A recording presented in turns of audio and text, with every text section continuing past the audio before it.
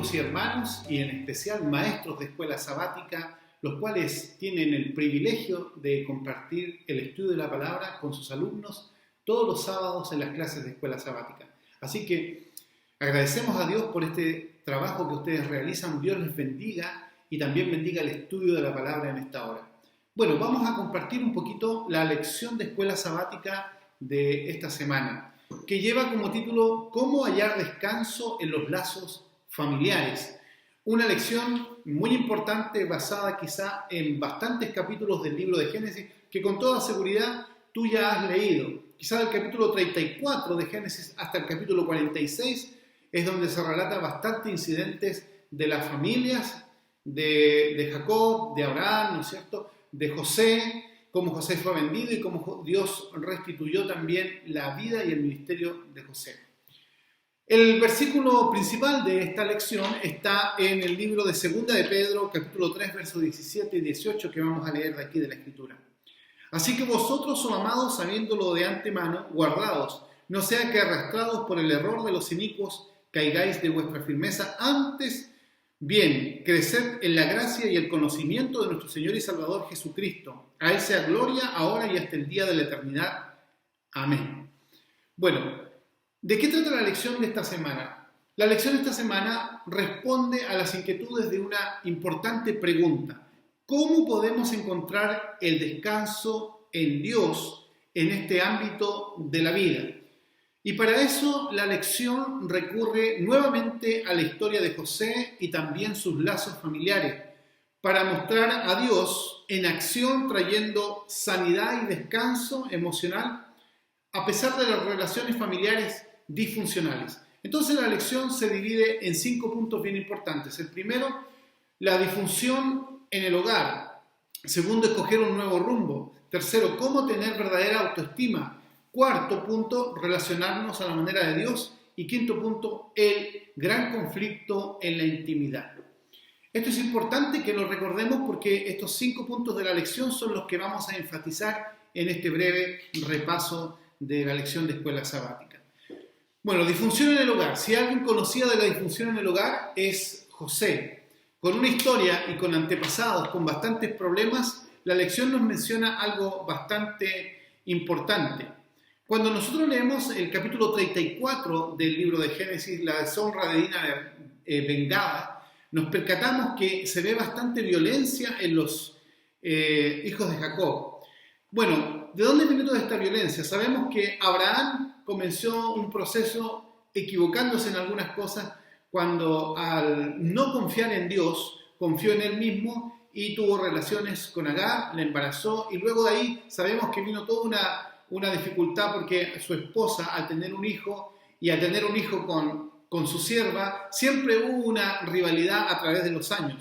Bueno, la rivalidad entre estas madres obviamente se traspasó a los hijos y de los hijos a los hijos también. Bueno, y entre esto llegamos a la situación cuando los jóvenes ya eran adultos, los hermanos mayores de José ya habían tenido situaciones como lo que dice el capítulo 34. Habían ya masacrado una ciudad creyendo que estaban haciendo justicia y al contrario, estaban haciendo totalmente un grave pecado, cometiendo un grave pecado.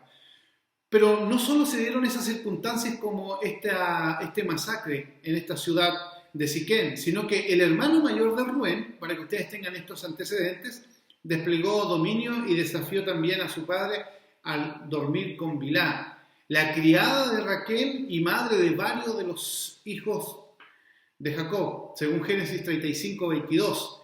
Mientras tanto, el otro hermano de José, Judá, confundió a su nuera viuda con una prostituta y terminó teniendo gemelos con ellas. Entonces, varias circunstancias que no debieran darse en estas familias se dieron lamentablemente. Y Jacob añadió un poquito de más de leña al fuego, dándole, ¿verdad?, una manta especial a José, creando un favoritismo, el cual hizo que los hermanos de José se airaran en contra de él.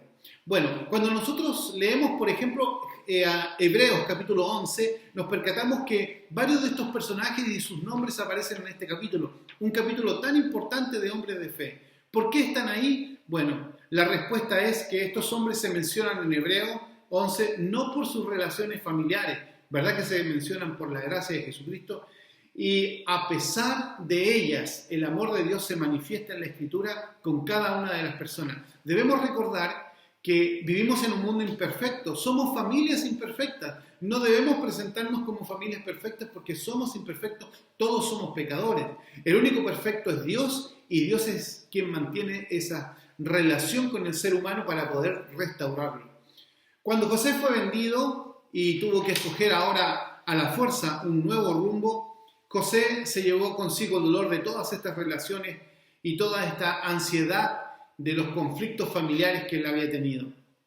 Pero el Espíritu de Profecía también menciona que esta situación de crisis permitió que él también buscara a Dios. Y hay un texto de la Escritura que quiero compartir con ustedes, Deuteronomio 4, versículo 29, que viene al caso, a la situación de lo que José estaba viviendo. Deuteronomio 4, versículo 29 dice de esta manera: Mas, si desde allí buscares a Jehová tu Dios, lo hallarás. Si lo buscares de todo tu corazón y de toda tu alma.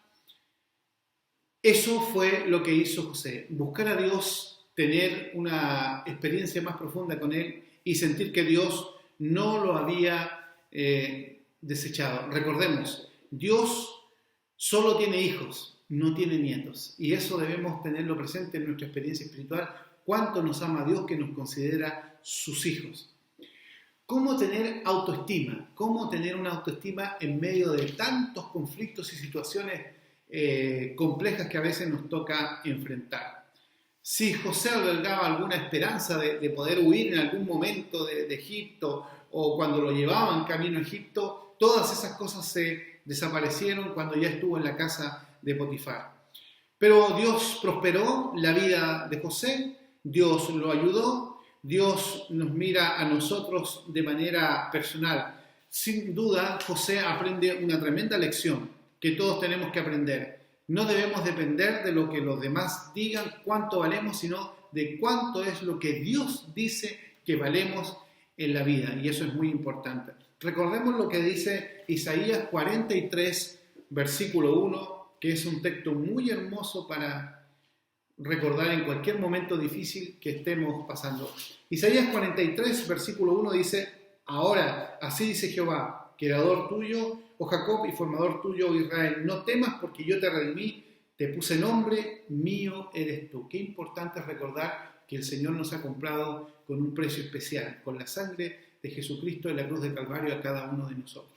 Y José recordó lo que valía también para Dios. Ahora, estando en casa de Potifar, también fue tentado por la esposa de Potifar. Y es interesante ver que él mantuvo su fidelidad a Dios, que él en esta intimidad, en esta soledad podía haber fallado a Dios, pero él no falló. Él decidió ser fiel a Dios y las palabras de Génesis capítulo 39, versículo 9 dice así, él expresó estas palabras: No hay otro mayor que yo en esta casa y ninguna cosa me ha reservado sino a ti por cuanto tú eres su mujer.